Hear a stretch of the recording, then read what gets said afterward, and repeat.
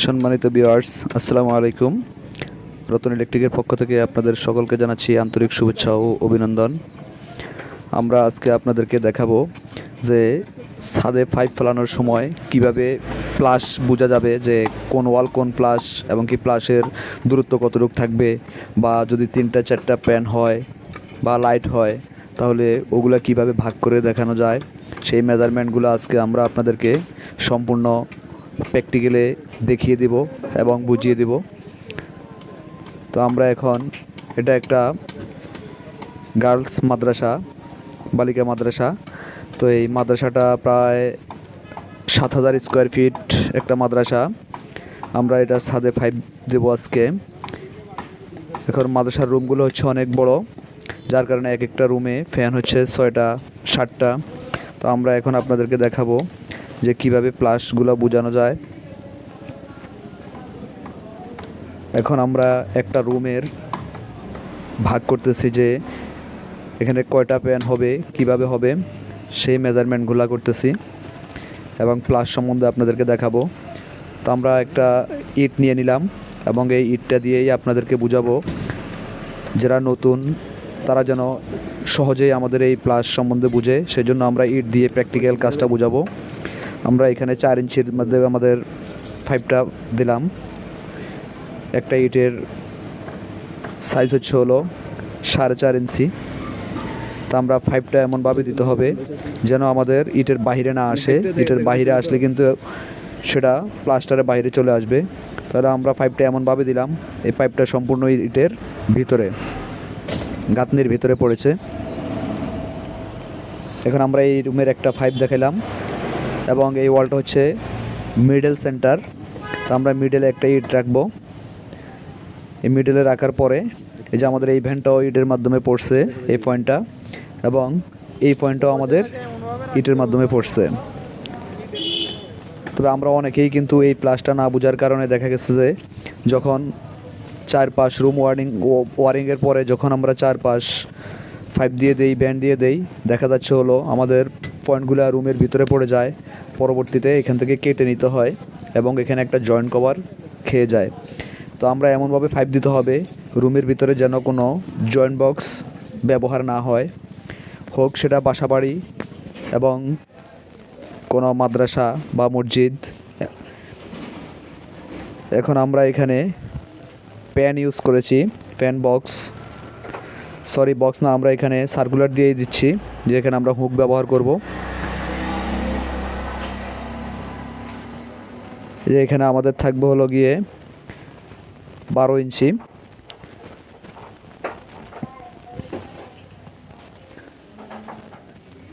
এটা হচ্ছে আমাদের 2টা সিঁড়ি, 2 দিক থেকে উঠেছে। এটা আমাদের ইলেকট্রিক একটা পয়েন্ট সিঁড়ির মাথায়।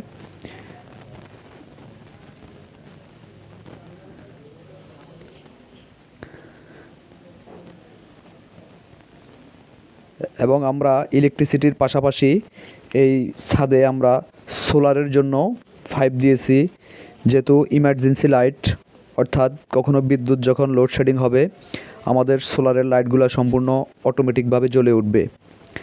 আর সোলার লাইটগুলো অটোমেটিকভাবে জ্বলার জন্য আমরা আলাদা রিলে এবং ম্যাগনেটিক কন্ট্যাক্ট ইউজ করব। পরবর্তীতে আপনাদেরকে আবার আমরা সেই ভিডিও দেব। এখন আমরা ছাদে কিভাবে পাইপগুলো দিলাম সেটাই আপনাদেরকে সম্পূর্ণ বুঝিয়ে দেব।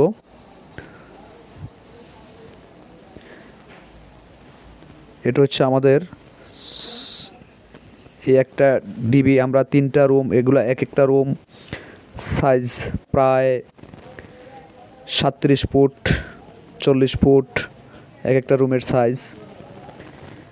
মাঝখানে যে ভীম আছে, ভীমের নিচে কোনো ওয়াল হবে না, সেটাও একটা রুম, পুরাটা নিয়েই একটা রুম। আর এখানে দুই পাশে 2টা সুইচ বোর্ড হবে। এখানে আমরা একটা ডিবি রাখবো ছোট, যাকে আমরা এইচডিবি রাখবো। এইচডিবি থেকে আমাদের এই ওয়ালে একটা সুইচ বোর্ড হয়ে যাবে, পাশাপাশি সামনের ওয়ালে আরেকটা সুইচ বোর্ড হয়ে যাবে। এই বিম থেকে এদিকে এক রুম, আর এই বিম থেকে এদিকে সম্পূর্ণ এক রুম। মাঝখানের ভীমটা হচ্ছে রুমের ভিতর। এটা হচ্ছে আমাদের একটা ফ্যান বক্স, এটা একটা ফ্যান বক্স। এটা আমাদের একটা প্যান বক্স, এটাও আমাদের একটা প্যান, এটাও ফ্যানের জন্য সার্কুলার, এটাও ফ্যানের জন্য সার্কুলার।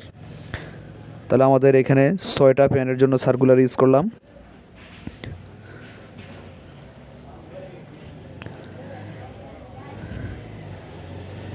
আমাদের এই একটা এইচডিবি, এই এইচডিবিতে একটা সুইচ বোর্ড হবে। এখান থেকে আমাদের আরেকটা সুইচ বোর্ড যাবে হলো গিয়ে এই 5 দিয়ে সোজা ওপর দেওয়ালে, এই পাশে একটা সুইচ বোর্ড হবে।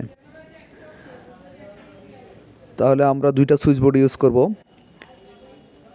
এই রুমটায়। আর এখান থেকে আসি, আমাদের এখানে সামনে বারান্দা আছে, সেই বারান্দাতে একটা পয়েন্ট হয়ে যাবে লাইটের এবং একটা পয়েন্ট হবে হলো ফ্যানের জন্য।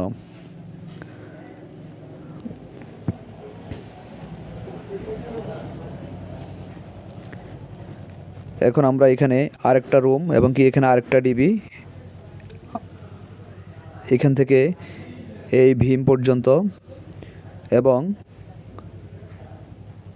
এইখান থেকে ওই ভীম থেকে নিয়ে মাঝখানের ভীম নিয়ে পুরোটা একটা রুম, এই 5 হয়ে আমাদের একটা পয়েন্ট দিয়ে দিলাম আমরা এই দেওয়ালে।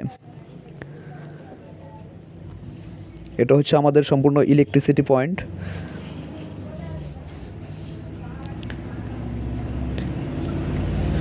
এটা আমাদের আরেকটা ডিবি। এগুলো হচ্ছে রুম বাই রুম এইচডিবি। এই ডিবিটা হবে আমাদের বারান্দার দিকে বাহিরে। এই ডিবি থেকে আবার আমাদের আরেকটা সুইচ বোর্ডের কানেকশন আসবে হলো এই দেওয়ালে, এবং এখান থেকে বাইরে বারান্দার জন্য হবে আমাদের একটি পয়েন্ট। এটা বারান্দার জন্য একটা পয়েন্ট।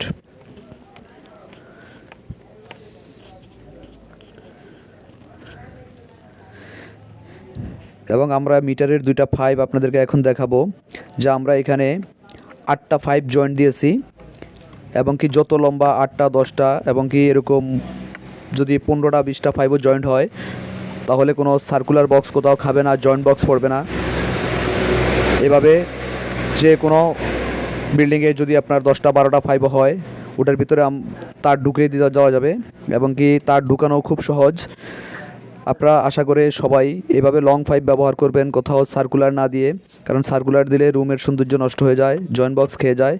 এই যে আমরা সকেট দিয়ে দিয়ে এখানে 8টা 5 ইউজ করছি, 9টা সকেট, 9টা 5 আমরা ইউজ করছি, প্রায় 10টা সকেট। এখানে আমরা আমাদের এই 5গুলো হয়ে সোজা 2টা মিটার থেকে আমরা সোজা 2টা 5 এখানে সিঁড়ির নিচে নিয়ে যাব, এবং কি এই যে এই পর্যন্ত এখন আমরা রাখলাম।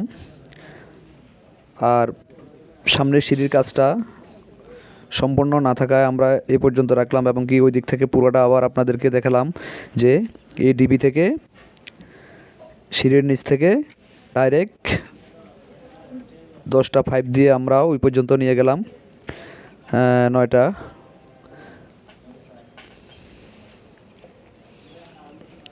এটা হচ্ছে আমাদের সিঁড়ির নিচে যাবে হলো মেইন লাইনটা, আর সিঁড়ি থেকে আসবে এই ডিবি পর্যন্ত। এটা হচ্ছে আমাদের এমডিবি। এ হচ্ছে আমাদের পুরোটা ছাদের এক অংশ অর্ধেক। এদিকে এত লং করে আমরা 5 নিয়ে আসলাম, দূরত্ব অনেক। তো কেউ যদি এরকম লং 5 দিয়ে যদি তার ঢুকাতে না পারেন, বা আপনার যদি তার ঢুকাতে সমস্যা হয়, তাহলে যোগাযোগ করবেন আমাদের সাথে, কমেন্ট করবেন, আমরা অবশ্যই আপনাদেরকে হেল্প করব। কিভাবে তারটা পরিপূর্ণভাবে ঢুকাবেন, জয়েন্ট বক্স ছাড়া কিভাবে আপনারা কাজ করতে পারবেন সেই ব্যাপারে পরামর্শ দিতে পারবো। এটা হচ্ছে আমাদের একটা ইলেকট্রিসিটির লাইন, এটা হচ্ছে আমাদের সোলারের লাইন। আমরা সোলারের জন্য যে লাইনটা রাখছি, এখান থেকে আমাদের একটা সুইচ বোর্ড যাবে হলো এখানে, এবং 2টা 5 দিয়ে আমরা নিয়ে যাব হলো পুরাটা বিল্ডিংয়ে। এখন এই 2টা 5 দিয়ে নিয়ে আমরা মাদ্রাসার এক অংশে এই একটা 5 এখানে রেখে দিলাম। এখানে একটা সুইচ বোর্ড হবে, এই সুইচ বোর্ড থেকে আরেকটা 5 হয়ে আসবে হলো মিডল সেন্টারে। এই মিডল সেন্টারে একটা 5 এসে আপনার ইমার্জেন্সি একটা লাইট থাকবে ভীমের নিচে, যেহেতু পুরাটা কক্ষ বিদ্যুৎ চলে যাওয়ার সাথে সাথে আলোকিত হয়। এবং আরেকটা পাইপ দিয়ে আমরা সোলারের লাইনটা নিয়ে যাব।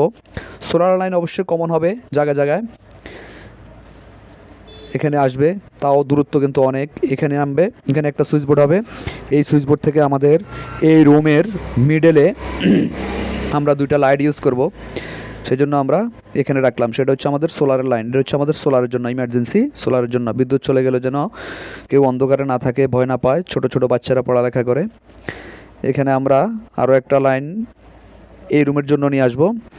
আমরা সুইচ বোর্ড দিব হলো এখানে, এবং এখানে সুইচ বোর্ডটা দিয়ে এখান থেকে আবার আমরা রুমের মিডলে নিয়ে যাব। এই যে মিডলে এনে আমরা এখানেও একটা ভীমের নিচে, যেহেতু ভীমটা আমাদের রুমের মাঝখান, এই ভীমের নিচে দিয়ে দেব। সেখানে সোলারের জন্য ইমার্জেন্সি লাইটটা থাকবে, দুইটা লাইট থাকবে। এবং এখান থেকে আবার কমন করে সোলারের তারটা আবার এখান থেকে কমন করে, এখান থেকে আবার সোলার তারটা কমন করে আমরা পার্শ্ববর্তী রুমে নিয়ে যাব। তো আমাদের ভবনটা হচ্ছে এখন 2য় তলা, আশা করি এটা 5 তলা ভবন হবে। এবং কি প্রতি তলায় আমাদের 4টা রুম থাকবে, অনেক বড়। এখানে আসবে, এখানে একটা সুইচ বোর্ড হবে। এই সুইচ বোর্ড থেকে আমাদের সোলারের, এই সুইচ বোর্ড থেকে আমাদের এই রুমের মিডলে একটা পাওয়ার যাবে, যেটাতে আমরা সোলারের দুইটা লাইট ইউজ করব।